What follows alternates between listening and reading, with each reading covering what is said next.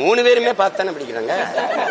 நீ என்னப்பா எங்க ஐயாவும் தான் வச்சிருக்காப்ல, பேசிட்டே வர்றாரு ஐயா எடப்பாடி பழனிசாமி. இதை பேசிட்டீங்க அப்படியா? அந்த தாள் பாக்குறியா இல்லையா? இவங்க பெரிய தாள், ஐயா ஸ்டாலின் அவர்கள் சின்ன தாள். மழை பெஞ்சா உங்களால பேச முடியுமா? ஏன்னா தாள் நனைஞ்சு போயிடும். சொல்லுங்க, எவனாவது ஒருத்தன் நின்று உரிமையோட அந்த ஆட்சிகள் செய்யற தவறை தட்டி கேட்க துணிவு இருக்கா? இதே என் தம்பி காங்கிரசினுடைய தீமையை சுட்டி காட்டுறாரா? கொடநாடு கொலையை பத்தி பேசுறாரா? சொல்லுங்க, இன்னும் பேச மாட்டேங்கிறீங்க. இப்ப சகோதரர் அஜித் இறக்குனீங்கன்னா இதை விட கூட்டம் வரும். என்ன பண்ணலாம்னு சொல்றேன். இன்னும் கொஞ்ச நாள் நான் சொல்றது உங்களுக்கு புரியாது. ஹிந்தி பேசுற இன்னொரு மாநிலமா மாகரும் எல்லா பயிலையும் அடிச்சு விரட்டுவான். அப்புறம் ஐயோனாலும் அம்மானாலும் நீ அழுகிறது அவனுக்கு புரியாது. எதிர்மேகே ஷாட்மே வாட்மேம்பா நீ சாக வேண்டியதுதான். அதுக்குள்ள விழிச்சுக்க, எச்சரிச்சுக்க.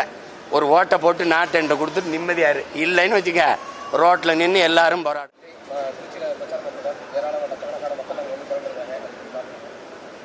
அதான் நீங்க தான் காட்டினீங்களே, திரண்டிருக்காங்க, அது பரப்புரையே ஆரம்பிச்சிருக்காரு. அவ்வளவுதான். நீங்க எப்படி பாக்குறீங்க? நான் கூட்டம் அது வரும், கூட்டம் வரதானே செய்யும். ஒரு நடிகர் இதுவரை திரையில் பார்த்த ஒரு கலைஞர் இப்படி வரும்போது பார்க்கறது கூடுவாங்க. நாங்கள்லாம் சின்ன பிள்ளையா இருக்கும்போது எம்ஜிஆர் வர்றாரு, சிவாஜி வராருன்னு கூட்டிகிட்டு போய் நிறுத்தினதெல்லாம் இருக்குது. இதே மாதிரி மணிக்கணக்காக நின்னதெல்லாம் இருக்குது. கடைசியாக அவர் வரலை, அப்படியே போயிட்டார் பரமக்குடியோடன்னு இளையாங்குடியில் நாங்கள் நின்று ஏமாந்து திரும்பினதெல்லாம் இருக்குது. இது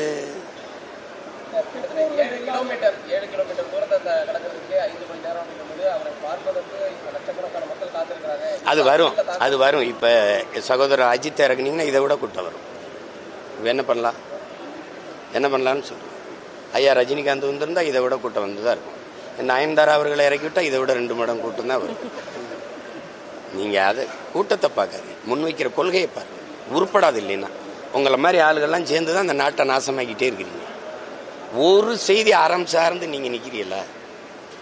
சொல்லுங்க. நீங்க சும்மா ஏதாவது கூலிக்கு வேலை செஞ்சு கொள்கைக்கு வேலை செய்யறவன கொலை பண்றீங்க.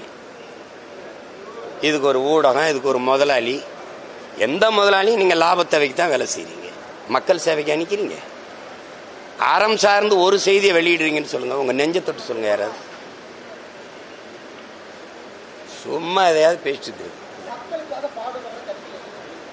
மக்களுக்காக பாடுபடுற ஒரே கட்சி நாம் தமிழர் கட்சி. சந்தேகம் இருக்கா? உங்களுக்கு தான் பிரச்சனை இல்லை, நான் தான் முதல்ல வருவேன். இதுல என்ன, அதை தெரிஞ்சுட்டு கேட்கிறீங்களா இல்லை தெரியாம கேட்கிறீங்களா? டெட் தேர்வுக்கு ஒரு டெட் போடணும், அது வந்துதான் போடணும். அவன் தான் படிச்ச ஆசிரியரா தேர்வாய் பணி செய்யறவன மறுபடியும் தேர்வு எழுதுன்னு திரும்ப கேட்கிறேன். எழுத சொல்றவர் என்ன தேர்வு எழுதுனாரு? எழுத சொல்லியிருக்காருல்ல, டெட் எழுதுன அவர் என்ன தேர்வு எழுதுனார்? நல்லா சத்தமா சொல்லுங்க. அப்புறம் செய்தித்தாளே படிக்காதவன் தான் இங்க தினம் செய்தி ஆகிட்டு இருக்கான் தம்பி. அதே ஆண்டன் சொக்கேவி சொல்றார், ரஷ்ய எழுத்தாளர். இந்த தோற்று போன சமூகத்துல தேவையற்ற செய்திகளை தலைப்புச் செய்தி ஆகடாங்கிறான். அதான் நீங்க எல்லாரும் பண்ணிட்டு இருக்கீங்க. இப்ப நீங்க கேட்ட கேள்வி தேவையானது, அதை போடுங்க தலைப்புச் செய்தி. அதுக்கு என்ன செய்யலான்றீங்க?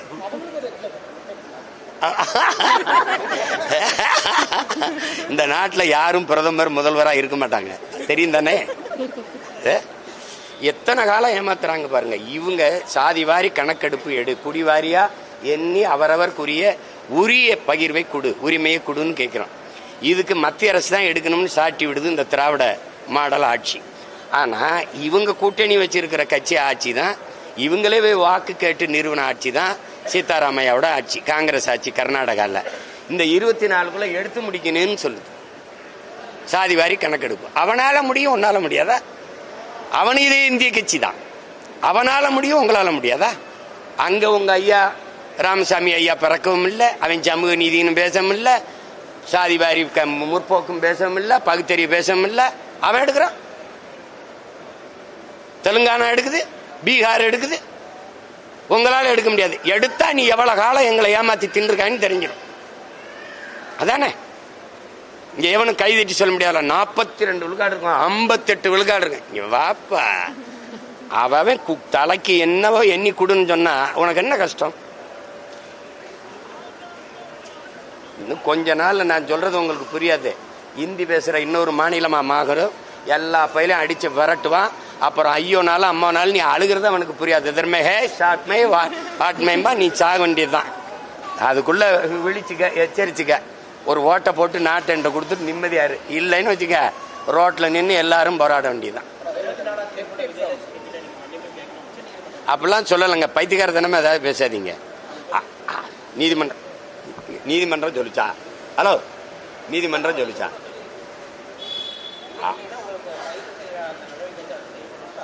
யார் சொல்லியிருக்கு? அந்த தீர்ப்பு காட்டுங்க. எதையா அறகுறையா கேட்டு பேசக்கூடாது. புரியுதா? எதையாவது சொல்லிக்கிட்டு இருக்க கூடாது. சரியா கவனிக்காம மன்னிப்பு யாரு கேட்கறது? எதையாவது இங்க பாருங்க, வேடிக்கை பார்த்துட்டு பேசக்கூடாது.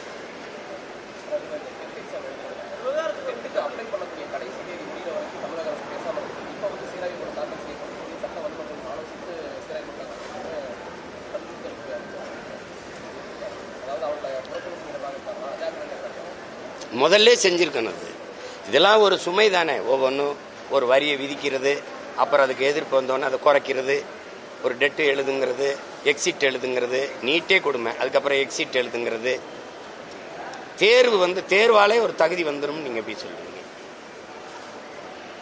தேர்வு எப்படி நடக்குது? நீட்டு தேர்வுலாம் வட மாநிலங்கள் எப்படி நடக்குது? புத்தகத்தை விரிச்சு வச்சு எழுதுறான். அப்ப அது போலி மருத்துவ மாணவர்களை உருவாக்குமா, தகுதியான மருத்துவ மாணவர்களை உருவாக்குமா? நீங்களே பாருங்க. காதுல ஹெட்போன் மாட்டிக்கிட்டு போய் எழுதுனதெல்லாம் இருக்கு, இங்கேயே கைது பண்ணதெல்லாம் இருக்கு. அப்ப இது தரமான மருத்துவ மாணவர்களை தேர்வு செய்யற முறையா இல்லையே? எவ்வளவு இருக்குது? எதுக்கு இப்படி போட்டு கொள்றீங்க நீங்க?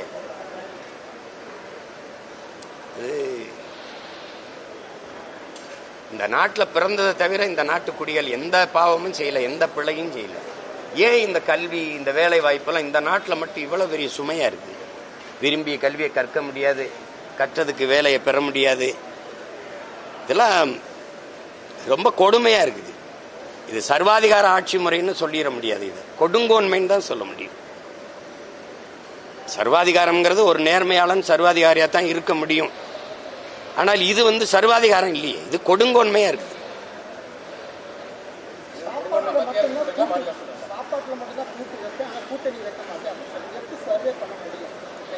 சர்வே பண்றது நீங்க எங்க கட்சியில் இருக்கீங்களா? இல்ல, உங்களுக்கு எதுவும் பிரச்சனை இருக்காதுல்ல. சர்வே பண்றதுன்னா நாங்க சர்வே பண்ணிட்டு தான் இருக்கோம். எங்களுக்கு அதுல ஒரு சிரமமும் இல்லை. எங்களுக்கே ஒரு சிரமமும் இல்லை. நீங்க ஒண்ணு நல்லா கவனிச்சுக்கிறீங்க. அடுத்தவன் தோள் மீது ஏறி நின்று நான் உயரமானவன் என்று காட்டுவதை விட தனித்து நின்று உண்மையான உயரத்தை காட்டுவது மேலானதுங்கிறான். இப்ப நான் என்ன செய்யலாம்? கூட்டணி வைத்து வென்று போனவர்கள் யாராவது ஒருத்தர் இதை சாதித்தார்கள் என்று சொல்லுங்க, நான் கூட்டணி வைக்கிறேன். இதுல யாரோடு கூட்டணி வைக்கலாம்னு சொல்லுங்க. ஒவ்வொரு தடவையும் திருப்பி பேசிட்டு இருக்காதீங்க. என் நாடும் இந்த மக்களும் அனுபவிக்கிற துன்பங்கள், துயரங்கள், அடக்குமுறை, நீங்க கேட்ட கேள்விகள், டெட்டு, எக்ஸிட்டு, நீட்டு, வரி எல்லாம் சொல்றீங்கல்ல, இதையெல்லாம் கொண்டு வந்தது யாரு? 1,00,000 போராட்டங்களுக்கு திராவிட மாடல் ஆட்சி அனுமதி கொடுத்திருக்குன்னு நாட்டின் மாண்புமிக்க முதலமைச்சர் அவர்கள் சட்டசபையில பேசுனது இருக்கா இல்லையா சார்? அப்படின்னா 1,00,000 பிரச்சனைகளை இந்த நாட்டு மக்களுக்கு நீங்க கொடுத்திருக்கீங்கிறது உண்மையா இல்லையா? இன்னைக்கு அணு உலை, இன்னைக்கு இந்த வரி விதிப்பு, மின்கட்டண உயர்வு, சொத்து வரி உயர்வு, இன்னைக்கு இருக்கிற இந்த இவ்வளவு துன்ப துயரங்கள் எல்லாம் தனியார் மயப்படுத்தப்பட்டு, எல்லாம் ஆசிரியர் தேர்வு எழுதிட்டு பணி நியமனத்துக்கு காத்திருக்கிறது, பகுதி நேர ஆசிரியர்கள் பணி நிரந்தர பணிக்காக போராடுவது, பழைய ஓய்வூதிய திட்டத்துக்கு போராடுவது, எத்தனை லட்சக்கணக்கான பிரச்சனை. அத்தனைக்கு மனு வாங்கின மகன் நான் இருக்கேன். கண்ணீரோடும் கவலையோடும் கைகளில் மனுக்களை நீட்டிய தாய்மார்கள், தந்தையர்களுடைய மனுக்களை வாங்கின மகன் நான் இருக்கேன். இத்தனை பிரச்சனைகளை நிலத்தது. மீத்தேன் எடுக்கிறது, ஹைட்ரோ கார்பன் எடுக்கிறது, காவிரி நதி உரிமை பறிபோனது, இந்தி திணிப்பு, மாநில கல்வி உரிமை, மாநில உரிமை, அதை தூக்கி மத்திய பொதுப்பட்டியல் கொண்டு போனது, கச்சத்தீவை பறிகொடுத்தது, மீனவர் படுகொலை சகித்துக் கொண்டது. இத்தனை துயரங்களின் தந்தது யார்? ஒன்னு காங்கிரஸ், ஒன்னு பாரதிய ஜனதா, ரெண்டுல ஒண்ணு தானே. விடுதலை பெற்ற 79 ஆண்டுகால ஆட்சியை அரை நூற்றாண்டு ஆண்ட கட்சி எது? கச்சத்தீவை பறிகொடுத்த கட்சி எது? காவிரி நதிநீர் உரிமையை பறிகொடுத்த கட்சி எது? கல்வியை போது அங்க மத்திய அரசு உரிமை தூக்கிட்டு போனது யாரு? மின் உற்பத்தி விநியோகத்தை எடுத்துட்டு போனது யாரு? மருத்துவ உரிமை தூக்கிட்டு போனது யாரு? மாநில உரிமையெல்லாம் பறிச்சது யார்? இந்த காங்கிரஸ். இன்னைக்கு அதை அவங்க பெத்து பேர் வச்சாங்க, நீட்டு, எக்ஸிட், ஜிஎஸ்டி எல்லாத்துக்கும். அதுக்கு ஊட்டமா உணவு கொடுத்து வளர்க்கிறவர் பிஜேபி. இந்த ரெண்டு கட்சி இந்த எல்லா நச்சு திட்டங்களையும் இங்க எந்த எதிர்ப்பும் இல்லாம கைகட்டி வரவேற்றது யார்? இந்த திமுக, அதிமுக. நீங்க சொல்லுங்க, ஊழல் லஞ்சமா, உண்மை நேர்மையா? சொல்லுங்க. சாராய கடையை மூடுவேன் அப்படின்னு இந்த கட்சிகள் சொல்ல முடியுமா? சொல்ல முடியுமா? சொல்லுங்க. பல லட்சக்கணக்கான 3100 வேலை வாய்ப்புக்கு 13 லட்சம் பேர் டிஎன்பிசியில தேர்வு எழுதுறான், தமிழ்நாடு தேர்வாணையத்தில். அப்ப எத்தனை லட்சம் பேர் வெளியில் நிற்கிறான்? யார் பொறுப்பு இருக்கிறது சொல்லுங்க? 60 ஆண்டுகால ஆட்சி செஞ்சுட்டு 1000 ரூபாய்க்கு எங்க ஆத்தாவை கை வைக்கிறது, கை நீட்டி நிக்க வச்சது. காலையில என் பிள்ளை இங்க பள்ளிக்கூடத்துக்கு வந்தான் சோர்திங்கன்னு பசியோட வச்சது யாரு? இந்த 4 கட்சிகளை தாண்டி நாட்டுக்கு தீமை வந்துருச்சா? இந்த கட்சிகளோட கூட்டணி வச்சு நேற்று போக சொல்றீங்களா? சொல்லுங்க. போறேன், நான் போறேன். சொல்லுங்க. எவனாவது ஒருத்தன் நின்னு உரிமையோட அந்த ஆட்சிகள் செய்யற தவறை தட்டி கேட்க துணிவு இருக்கா? இதே என் தம்பி காங்கிரசினுடைய தீமையை சுட்டி காட்டுறாரா? கொடநாடு கொலையை பத்தி பேசுறாரா? சொல்லுங்க. இன்னும் பேச மாட்டேங்கிறீங்க. அப்புறம் எதையாவது பேச முடியுதா பாருங்க. கூட்டணி வச்சு சாதிச்சவன் சொல்லுங்க. 10 எம்எல்ஏ போன, 2 எம்பி போன, 4 எம்பி போன. என்ன பண்ண? 40 உறுப்பினர் கொண்டு போய் ஒண்ணும் பண்ண முடியல. இந்த மாநில அரசு கொடுக்கிற நிதியை தரலைன்னு என்கிட்ட வந்து புலம்புற. அதுக்கு எதுக்கு அதிகாரம்?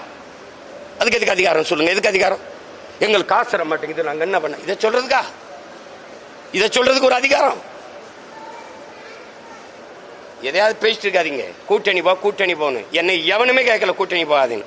உங்களுக்கு தெரியுமா, கட்சியில சேர விரும்புவர்கள் சொல்லி நாங்க துண்டு சீட்டு கொடுப்போம். அதுல எழுதி கொடுத்தோம், பின்னாடி திருப்பி பார்க்கணும்னு எழுதியிருக்கான். 800 பேர் சேர்ந்தா 550 பேர் எழுதியிருக்கான், எவனோடும் சேர்ந்துராதரான்னு. இதே வானூதியில் இறங்கும்போது என் தாய் தந்தையர் ஒத்த வயசுல கும்பிட்டு, ஐயா கடைசி வரைக்கும் இப்படி நின்று போராடிறியா, எவனோடும் சேர்ந்துராதராசான்றான். ஏங்க, பல ஆயிரம் கோடி பேரம் பேசி துணை முதல்வர் அது மத்திய அமைச்சர்னு பேசிய போலங்க. இவன் பிரபாகர மகங்கவன், உலக போர் செஞ்சவன் மகன், தலைவனோட வீரனுடைய மகன். 20 நாடுகளின் துணை கொண்டுதான் எல்டிடியை வீழ்த்தணும்னு கோத்தபாய ராஜபக்சே மகிந்த ராஜபக்சே சொன்னது இருக்கா இல்லையா? 20 நாடுகள் ஒரு இனத்தின் விடுதலைக்கு போராடிய ஒரு படையை எதிர்த்து போரிட்டு இருக்குன்னா அது உலக போரா இல்லையா? யாராவது அறிவார்ந்த பெருமக்கள் சொல்லு, உலக போரா இல்லையா?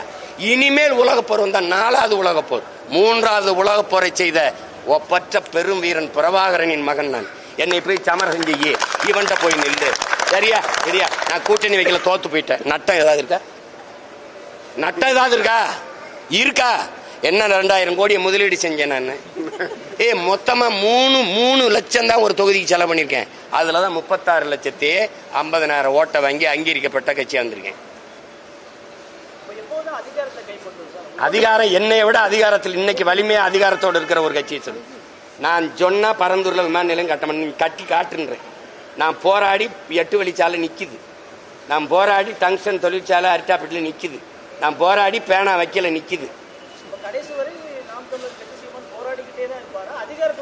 அதிகாரத்துக்கு நீ ஓட்டு போடு, வரும். கேள்வி கேட்டுக்கிட்டு இருந்தா வராது. அதிகாரத்துக்கு எப்ப வருவ? போட்டா வருவேன். அதை விட்டு எப்ப வருவேன்? அதிகாரத்துக்கு வந்து என்ன பண்ண? நான் வரணும்னு நினைச்சா வருவேன். இதுல ஒரு கேள்வி, நீ எப்ப அதிகாரத்துக்கு வந்தவன் என்ன பண்ண? அதிகாரத்துக்கு வந்தவெல்லாம் தீமையை பண்றான். நான் நன்மையை செய்யணுங்கிறேன். நான் எடுத்து இந்த புள்ள வந்தா நாடு மக்களும் நல்லா இருக்கும்னு நினைச்சினா போடு, இல்லைன்னா மறுபடியும் நீ தெருவில் போடு, நீ அவனுக்கு போடு. அவ்வளவுதான். என்ன இருக்குது? போட்டு அப்புறம் போராடு, என்னைய கூப்பிடு, அதுக்கப்புறம் பேசுறேன். நீ வா, வீடு இடிக்கிறான், இங்க வா, இந்த பாரு உயர் மின்னழுத்த கோபுரம், இந்த பாரு கையில் எரிவா உள்ள பதிக்கிறான்.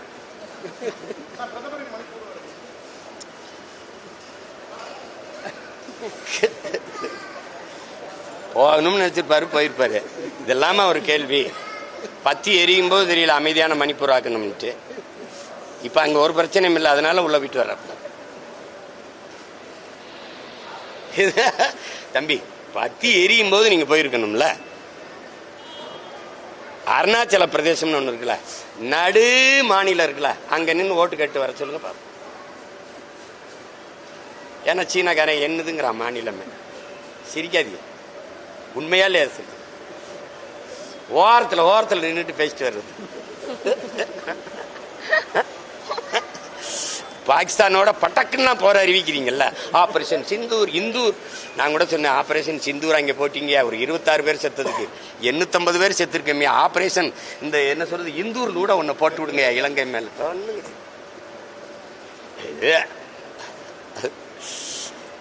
தம்பி இப்ப வேடிக்கை தான் தம்பி தெரியும். ஏன்னா எங்க முன்னோர்கள் பேசினத ஒண்ணு நீங்க கவனிச்சு பாருங்க. பாலை விற்பது போல தண்ணீரை விற்பார்கள்னு ஒருத்தர் பேசியிருக்காப்ல. இந்த விளைநிலங்களை எல்லாம் இந்த மக்கள் வீட்டு மனைகளாக்கி விற்பார்கள். புறாக்கள் கூடு கட்டி வாழ்வது போல ஒரு நாள் இந்த மக்கள் வீடு கட்டி வாழ்வார்னு ஒருத்தர் பேசியிருக்காப்ல. எங்க தாத்தா தெய்வ திருமகன் முத்துராமலிங்க தேவர் அன்னைக்கு பேசும்போது முன்னாடி இருந்தவன் என்ன நினைச்சிருப்பான்னு பாருங்க. இவர் என்ன பைத்தியம் போயிட்டார, என்ன தண்ணியை விற்பான்றாப்ல. இன்னைக்கு அவர் இல்ல, அவர் பேர பிள்ளைய நாங்க என்ன பாடுபடுறோம்னு தெரியுது. விளைநிலங்கள் எல்லாம் விளைநிலங்களா மாறிடுச்சு. இப்ப கடைசி என்ன பண்ணோம், ஏர்போர்ட் இருக்கும், பேருந்து நிலையம் இருக்கும், வேக வேகமா போறதுக்கு எல்லாம் இருக்கும், சோத்துக்கு ஒன்றும் இருக்காது. இந்த ஏர்போர்ட் கட்டியாச்சு, விளைநிலத்தை இடிச்சு கட்டியாச்சு. மறுபடி எப்படியாவது பசிக்கு விவசாயம் பண்ணி சாப்பிடலாம்னு இந்த ஏர்போர்ட் அழிச்சிட்டு விளைநிலமா மாத்திருவீங்களா? எவன்டையும் பதில் இருக்காது. ஆனா சிரிக்க தெரியும், கேவலப்படுத்த தெரியும், கேள்வி பண்ணி வாய்ப்பில்லை ராஜா தான்.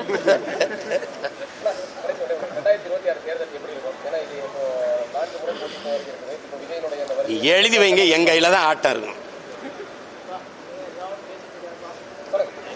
எப்படி பார்த்தாலும் எனக்கு தான் ஆட்டம் இருக்கும். இங்க எல்லாரும் எந்த தலைவனும் இதயத்திலிருந்து மனசிலிருந்து மக்களின் வலியை மக்களின் பிரச்சனையை பேச மாட்டான். எல்லாம் ஒரு முழு தாளில் எழுதி வச்சுட்டு பார்த்து படிக்கிறவன், பார்த்து பரீட்சை எழுதுற மாணவன் நல்ல மாணவனா, படிச்சுட்டு வந்து தேர்வு எழுதுற மாணவன் நல்ல மாணவனா? 3 பேருமே பார்த்தானே படிக்கிறாங்க. நீ என்னப்பா, எங்க ஐயாவும் தான் வச்சிருக்காப்ல, பேசிட்டே வர்றாரு ஐயா எடப்பாடி பழனிசாமி. இதை பேசிட்டீங்க அப்படியா? அந்த தாளை கூட பாக்குறியா இல்லையா? இவங்க பெரிய தாள், ஐயா ஸ்டாலின் அவர்கள் சின்ன தாள். மழை பெஞ்சா உங்களால பேச முடியுமா? ஏன்னா தாள் நனைஞ்சு போயிடும். சொல்லு, மக்களின் இதயத்துல காயமும் மனதில் வலியும் இருந்தா தான் மொழியா வரும். புரியுதா? என்னைய பேசு. நீ இங்க வர அது எந்த அளவுக்கு இருக்குங்கிறத அவர்கிட்ட பேசு. அவரை ஒரு தடவை இப்படி நிக்க வச்சு இத்தனை கேள்வி இவ்வளவு நேரம் 1/2 மணி நேரம் நிக்கிறேன்ல, சிரிக்காத. வரமாட்டேங்கிறாருன்ற நேர கோட்டைக்கு வரேன்னு மட்டும் சொல்றாருல, என்னவே கேள்வி சிக்கனா சீமான்னு வச்சு செய்வியா? சொல்லு வேற என்ன?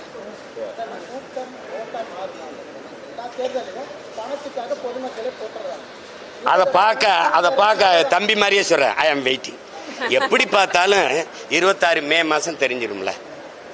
கொஞ்சம் காத்துருங்க. பொறுமை என்ற மரத்தின் வேர் எப்போதும் கசப்பா இருக்கும், கனி ரொம்ப தித்திப்பா இருக்கும்னு எங்க தலைவர் சொல்றாரு. மாசத்தும் சொல்றாரு, பொறுமையும் உதவிற போர் தாண்டாங்கிறாரு. கொஞ்சம் பொறுமையா இருங்க.